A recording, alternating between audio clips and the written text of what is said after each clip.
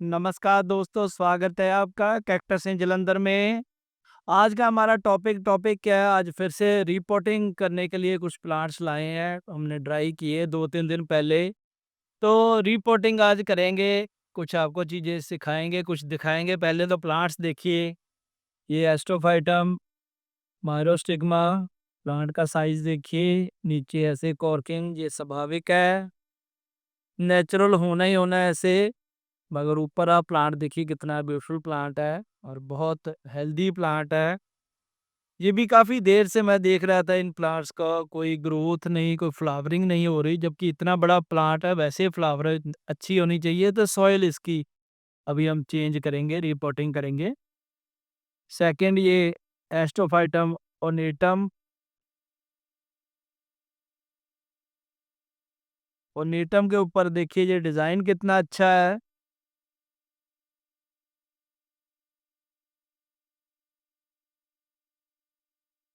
ये भी प्लांट कोई बहुत अच्छा ग्रो नहीं कर रहा था। तो ज़रूर थोड़ा देखते रहें प्लांट्स में कि ग्रोथ जहाँ पर आपको लगे कि बढ़िया नहीं हो रही है या फिर फ्लावरिंग नहीं हो रही है, तो दैट मीन्स कि उसकी सॉइल में कोई दिक्कत है। ये फिर से और एस्टोफाइटम है। ऐसे प्लांट थोड़ा खराब होना शुरू हो जाता है यदि इसके भी ध्यान ना दें। प्लांट बहुत हेल्दी है, मगर फ्लावरिंग इसने भी पिछले साल नहीं दी, तो इसको भी बाहर निकाला है। अब इसको रिपोर्ट करेंगे तो ज़रूर ये अच्छे फ्लावर देगा, और इतने बड़े प्लांट को तो वैसे ही अच्छे फ्लावर देने चाहिए। ये प्लांट देखिए, एस्टोफाइटम है ये ड्राइनेस इसमें काफ़ी हो गई है। इसका मतलब यही है कि सॉइल से प्रॉपर्ली इसको न्यूट्रिएंट्स नहीं मिले। देखिए, बिल्कुल ड्राई हो रखा है ये, तभी ये पिचक गया है। तो इसको अभी हम लगा के थोड़ा छाया में रखेंगे। जिसके कांटे कम मैं पहले बताता रहता हूँ कि उसको हमने कम धूप में रखना है, तो एस्ट्रोफाइटम को कम धूप में रखें। इस वाले को, जो नेटम है, इसको हम थोड़ी धूप दे सकते हैं। तो इसके लिए सॉइल हम पहले तो देखिए रेडी करेंगे, कुछ हमारी रेडी रहती है। पिछली वीडियोस में मैंने जब एस्ट्रोफाइटम की क्रस्ट निकाली थी, तो हमने ये मिट्टी निकाली है उसमें से, तो ये मिट्टी सही थी।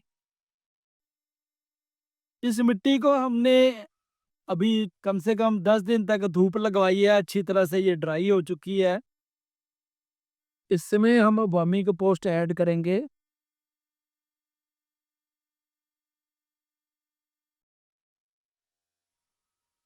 आप 70-30 की रेशियो में वर्मी कंपोस्ट ऐड कर सकते हैं। 70% जो आपका सिंडर है और 30% आपका जो वर्मी कंपोस्ट होना चाहिए।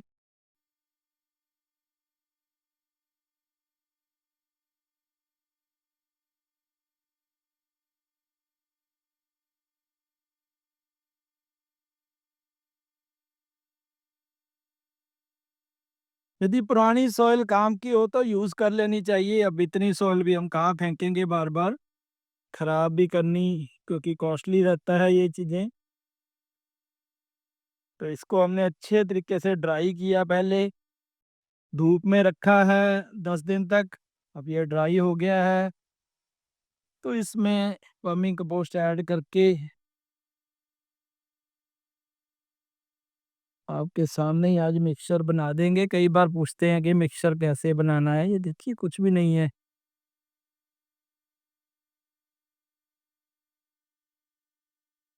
आपको देखने में पता चलता है कि ये मिक्सचर सही बना है कि नहीं बना है। आपकी जब कंपोज़िशन, हम लोग तो अंदाज़े से 70-30 लगाते हैं।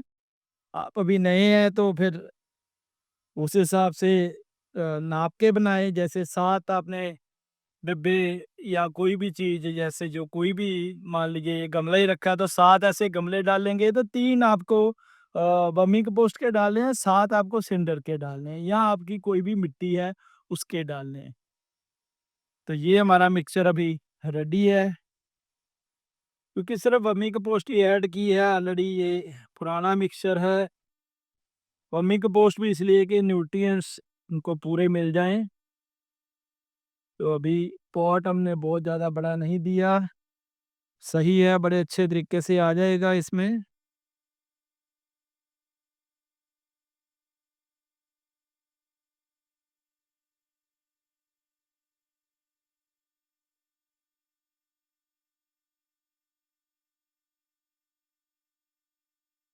तो लगाने तो मिक्सचर के बाद बड़े आसान रहते हैं, देखिए।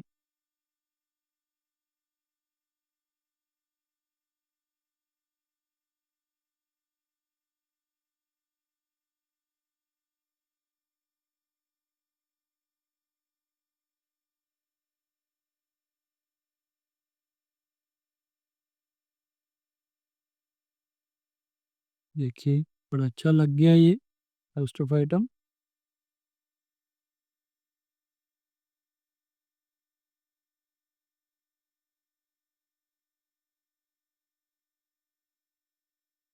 आइटम को लगाते हैं। हर प्लांट को पकड़ने का तरीका है, आप कांटे यहाँ से नहीं पकड़ सकते, इसको साइड से पकड़ना पड़ेगा।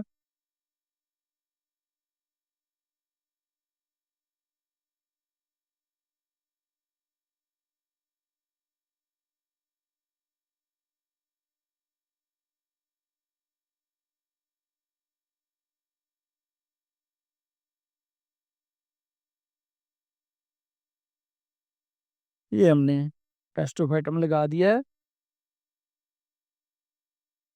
फिर से ये एस्टोन।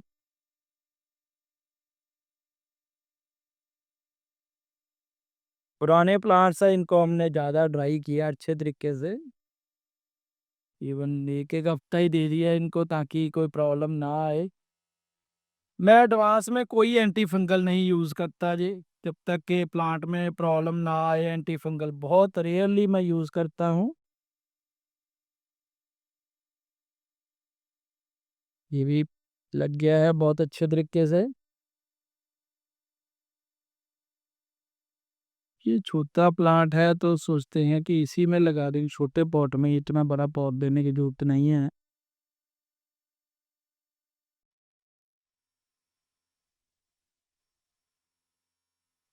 ये प्लांट छोटा है पर बहुत मेच्योर प्लांट है ये। तो ये हमने अपने सारे प्लांट जो है पॉट में लगा दिए। देखिए, 4 हमारे प्लांट थे।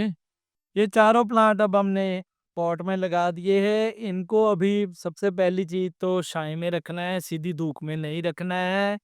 कम से कम 10 दिन तक इनको टाइम दें ताकि ये अच्छे तरीके से जो रूट्स है वो फिक्स हो जाए। जब ये रूट फिक्स हो जाएंगी उसके बाद आप इनकी पोजीशनिंग जो है इनके जो स्पीसीज है उसके हिसाब से कर सकते हैं। जैसे एस्ट्रोफाइटम माइरोस्टिग्मा है, इसमें कांटे नहीं है तो इसको हम कम धूप में रखेंगे, फिल्टर लाइट में रखेंगे। और नेटम को थोड़ा सा जो सुबह की धूप ज़्यादा पड़ती है तो उसमें रख देंगे। तो इस तरीके से हम इन प्लांट्स की रिपोर्टिंग कर सकते हैं और ज़्यादा ध्यान भी इनका रख सकते हैं और ग्रोथ भी ले सकते हैं और फ्लावरिंग भी अच्छी मिलेगी। तो और ज़्यादा जानकारी लेने के लिए देखते रहे हमारा चैनल कैक्टस इन जालंधर। धन्यवाद जी।